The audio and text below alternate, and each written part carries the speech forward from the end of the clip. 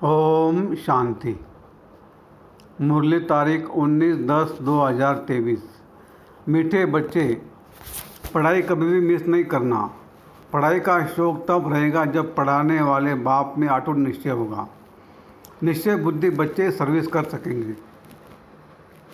प्रश्न: बाप दादा को बच्चों की कौन सी बात सुनकर बहुत खुशी होती है? उत्तर: जब बच्चे सर्विस समाचार का पत्र लिखते हैं, बाबा आज हमने फलाने को समझाया, उसको 2 बाप का परिचय दिया, ऐसे ऐसे सेवा की, तो बाबा उन पत्रों को पढ़कर बहुत खुश होते हैं। याद प्यार व खुशी खरापत का पत्र लिखने से बाबा का पेट नहीं भरता। बाबा अपने मददगार बच्चों को देख खुश होते हैं, इसलिए सर्विस करके समाचार लिखना है। गीत है चलो चले माँ।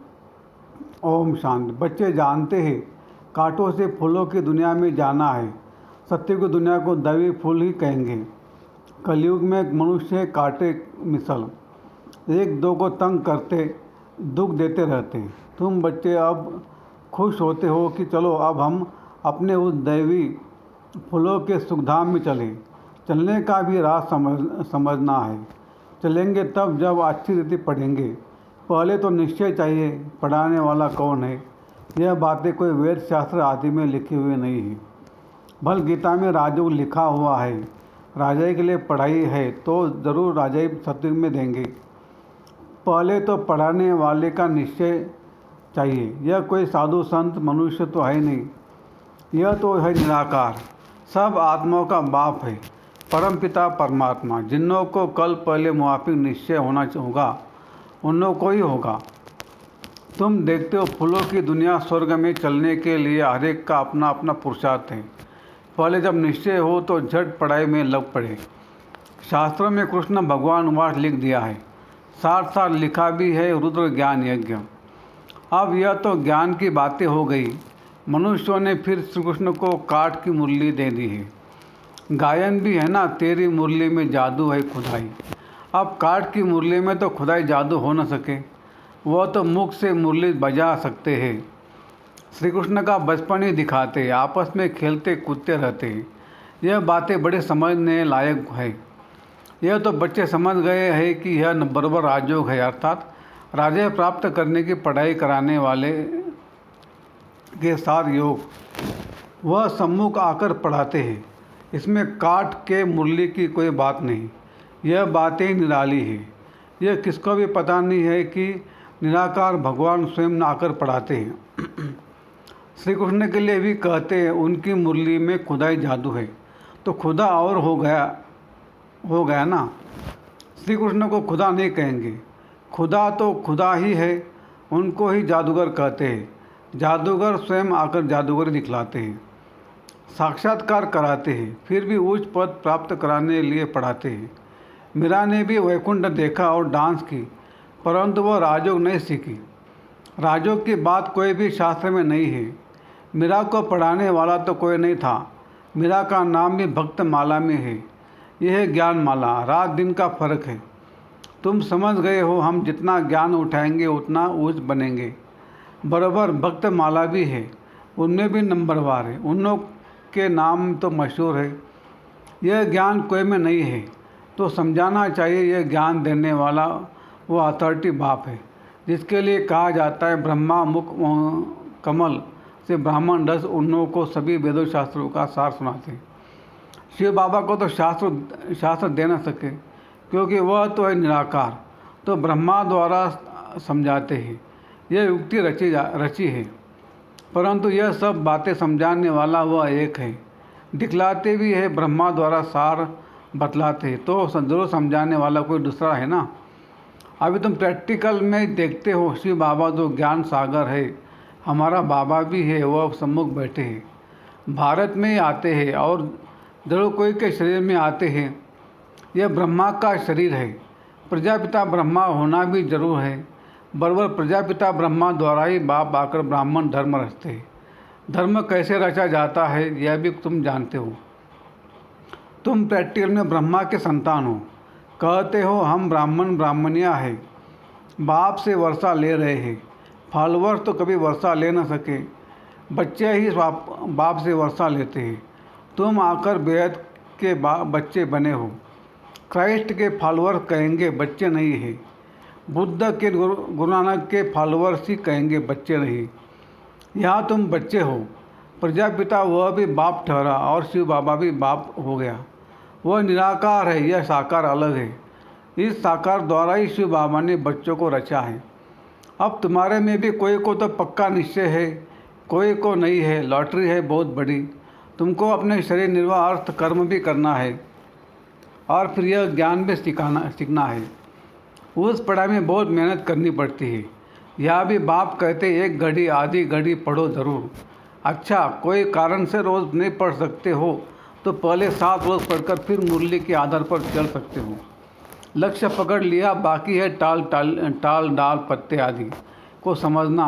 वह सब भी चक्र में आ जाता है। तुमको तोरे जन्मों का राज भी समझाया है। झाड़ में डिटेल है, चक्र में नटसेल है। समझाया भी है यह वैरायटी मनुष्य सृष्टि के धर्म है। पहले एक धर्म रहता है, फिर बुद्धि होती है। झाड़ भी दिखाया है कैसे फाउंडेशन निकलता है। कितना सरल राज है। ड्रामा और झाड़ को समझना है, बुद्धि में धारण करना है और दूसरों को समझाना है। 2 बाप की पॉइंट तो ज़रूर समझानी है। बेहद के बाप से स्वराज्य मिलता है, इसलिए राजो ज़रूर सीखना पड़े। परम पिता परमात्मा ही स्वर्ग की स्थापना करते हैं, जिसको कृष्णपुरी भी कहते हैं।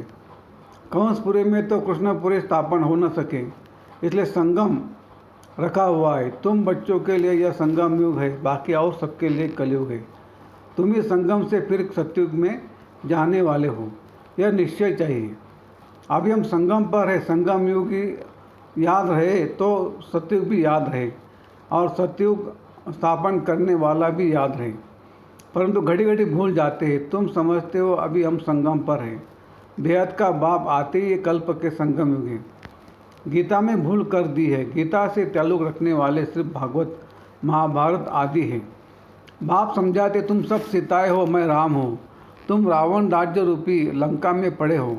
वह लंका नहीं, ऐसा नहीं वहाँ कोई रावण राज्य था। सत्युग में लंका आदि होती नहीं है। उस तरफ बौद्ध धर्म है। अभी बौद्ध धर्म बहुत फैला हुआ है।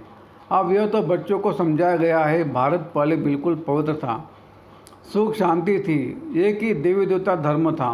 पहले तो यह निश्चय पक्का रहना चाहिए कि ये हमारा बेहद का बाप है, उनसे वर्षा लेना है। पुरुषार्थ में कभी चुकना नहीं है। निश्चय बिगड़ पुरुषार्थ भी कैसे करेंगे। बाप पढ़ाते हैं, उनसे स्वर्ग का सदा सुख का वर्षा मिल रहा है, यह तो सर्टेन है। स्कूल में बिगड़ निश्चय अथवा एम ऑब्जेक्ट थोड़े बैठेंगे। वहाँ तो सब्जेक्ट बहुत होती है, मार्जिन होती है। या तो एक ही सब्जेक्ट है, एक ही सब्जेक्ट से कितनी बड़ी राजधानी स्थापन हो जाती है। जो नहीं पढ़ते तो पढ़े हुए के आगे भरे ढोएंगे। प्रजा में भी जो अच्छी प्रजा होंगे, उनके आगे कम दर्जे वाली प्रजा भरी ढोएंगी।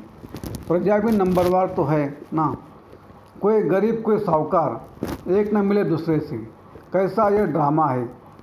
सभी मनुष्यों में के फीचर ड्रामा में नूंद है। पाठ बजाने लिए कितनी गुह्य बातें हैं जो धारण कर यथार्थ रीति समझाना है। सब तो नहीं समझा सकते, कितनी अच्छी बातें समझाते हैं। निश्चय में ही विजय है। निश्चय होगा तभी पढ़ेंगे।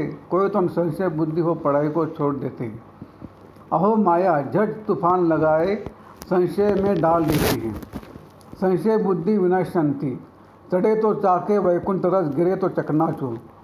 फर्क तो बहुत है। गिरे तो एकदम चंडाल, चढ़े तो एकदम बादशाह। सारा पढ़ाई पर मदार है। आगे कभी सुना कि निराकार शिक्षक कैसे होता है। अभी शिव बाबा द्वारा तुम सुनते हो। तुमको निश्चय हुआ है मैं तुम्हारा बाप हूँ। पतित पावन भी हूँ, नॉलेजफुल भी कहते हो। नॉलेज से चक्रवर्ती राजा बनना है, यह निश्चय होना चाहिए ना। निश्चय में ही माया विघ्न डालती है। दुश्मन सामने खड़ा है। तुम जानते हो माया हमारी दुश्मन है। घड़ी घड़ी धोखा देती है, पढ़ाई में संशय डाल देती है। संशय में आकर बहुत बच्चे पढ़ाई को छोड़ देते हैं। पढ़ाई को छोड़ा गोया बाप टीचर सदगुरु को भी छोड़ दिया। वह तो गुरु बदलते रहते हैं, अनेक गुरु करते हैं। यह तो एक ही सदगुरु है। यह अपनी महिमा नहीं करती। बाप अपना भक्त लोग गाते हैं ना शिवाय नमः तुम माता पिता, लेकिन जानते कुछ भी नहीं, सिर्फ कहते रहते, पूजा करते रहते। अभी तुम अभी जान गए हो शिव कौन है। शिव के बाद फिर आते ब्रह्मा सरस्वती लक्ष्मी नारायण, बाद में आते हैं। पहले शिव बाबा, फिर ब्रह्मा विष्णु शंकर। बाप कहते मैं पहले ब्रह्मा में प्रवेश करता हूँ, इनको पहले रचता हूँ।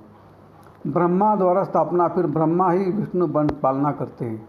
यह सब पॉइंट्स नोट करनी चाहिए, फिर किसको समझाने की कोशिश करनी चाहिए। कोई तो बहुत अच्छा समझाते हैं, बाबा की तो बात ही अलग है।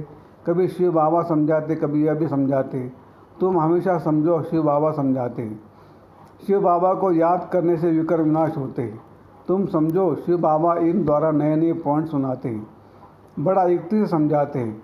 तो बच्चों को समझना भी चाहिए। पहले तो निश्चय करना है। 7 रोज़ में भी रंग अच्छा लग सकता है, परंतु माया भी बहुत तिखी है ना। पहले तो निश्चय बैठे कि बाप परमपिता परमात्मा स्वर्ग की स्थापना का रचयिता है, तो जरूर उसने ही राजयोग सिखाया होगा। श्री कृष्ण सिखला न सके, उनका आना ही सत्युग में होता है।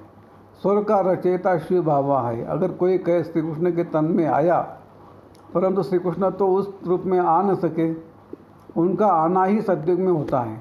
बाबा किसी के गर्भ में तो जन्म नहीं लेता, इनके तन में प्रवेश कर इनका भी परिचय देता है कि इनका नाम ब्रह्मा हमने क्यों रखा। यही शुरू से लेकर अंत तक पाठ बजाते हैं। तुम्हारे भी बहुत अच्छे अच्छे नाम रखे थे, कितने बच्चों के नाम आए, वंडर है ना। फट से 200-250 के नाम आ गए। इतने नाम तो यहाँ के ब्राह्मण लोग दे न सके। संदेशी फट से नाम ले आए। बेहद के बाप ने नाम रखे, वंडर है, वंडरफुल बाप, वंडरफुल एम ऑब्जेक्ट। तुम 100 राजाओं के राजा बनेंगे।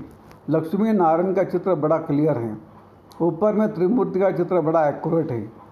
सूर्य जन्म भी जरूर लेने हैं। कलयुग का अंत, पतित, सतयुग की आदि पावन। बच्चों को सर्विस का सबूत देना चाहिए। बाबा हमने भी यह छोटे छोटे पर्चे छपवाए, ऊपर में शिव, त्रिमूर्ति और 2 बाप का परिचय हो। यह पॉइंट्स ज़रूर होनी चाहिए। ऐसे ऐसे पर्चे छपवाकर खूब सर्विस करके समाचार देना चाहिए, तब बाप के दिल पर चढ़ेंगे। चिट्ठी सिर्फ खुश खराबत के नहीं, सर्विस करके समाचार लिखना है कि बाबा यह सर्विस की। सिर्फ याद प्यार लिखने से बाबा का पेट क्या भरेगा। आज फलाने को समझाया, आज पति की सर्विस की, बहुत अच्छा खुश हुआ, ऐसे सर्विस की। समाचार बाबा को लिखना है। 2 बाप की पॉइंट मुख्य है। बेहद का बाप है ये स्वर्ग का राज्य भाग्य देने वाला। तुम कितने मीठे मीठे बच्चे हो। बाप समझाते यह सब एडॉप्टेड चिल्ड्रन हैं। इतने सब तो धर्म के बच्चे हो ही सकते हैं, वह धर्म के फॉलोअर्स होते हैं। या तुम बच्चे हो, बाप भी ऐसे बच्चों को देख खुश होते हैं। यह सब हमारे बच्चे हैं। अभी अंत का पाठ बजा रहे हैं। स्वर्ग की स्थापना में मदद करने के लिए मेरे साथी बने हैं। ये रुद्र शिव बाबा का राजस्व आश्रम में ज्ञान यज्ञ। शिव बाबा स्वर्ग की स्थापना कैसे करते हैं? पहले ब्रह्मा और ब्राह्मणों द्वारा रुद्र ज्ञान यज्ञ रचते हैं, जिससे स्वर्ग की स्थापना होती है। तो जरूर ब्राह्मणों को ही यज्ञ संभालना है। अच्छा, मीठे मीठे सिगलदे बच्चों प्रति माता पिता बाप दादा का याद प्यार और गुड मॉर्निंग। रूहानी बाप की रूहानी बच्चों को नमस्ते। हम रूहानी बच्चों की रूहानी बाप दादा को याद प्यार, गुड मॉर्निंग और नमस्ते। धारणा के लिए मुख्य सार: 1. निश्चय बुद्धि बन पढ़ाई करनी है। कभी भी किसी बात में संशय नहीं उठाना है, निश्चय में ही विजय है। 2. बाप का साथी बन स्वर्ग की स्थापना में पूरा मददगार बनना है। यज्ञ के संभाल करने वाला पक्का ब्राह्मण बनना है। वरदान: ज्ञान स्वरूप बन कर्म फिलॉसफी को पहचान कर चलने वाले कर्म बंधन मुक्त भव। कई बच्चे जोश में आकर सब कुछ छोड़ बिना किनारा कर तन से अलग हो जाते हैं, लेकिन मन का हिसाब किताब होने के कारण खिंचता रहता है, बुद्धि जाती रहती है। यह भी एक बड़ा विघ्न बन जाता है। इसलिए कोई से किनारा भी करना है तो पहले निमित्त आत्माओं से वेरीफाई कराऊं, क्योंकि यह कर्मों की फिलॉसफी है। ज़बरदस्ती तोड़ने से मन बार बार जाता रहता है। तो ज्ञान स्वरूप होकर कर्म फिलॉसफी को पहचानो और वेरीफाई कराओ तो सहज कर्म बंधन से मुक्त हो जाएंगे। स्लोगन: अपने सामान की सीट पर सेट रहो तो माया आपके आगे सरेंडर हो जाएगी। अच्छा, ओम शांति शांति शांति।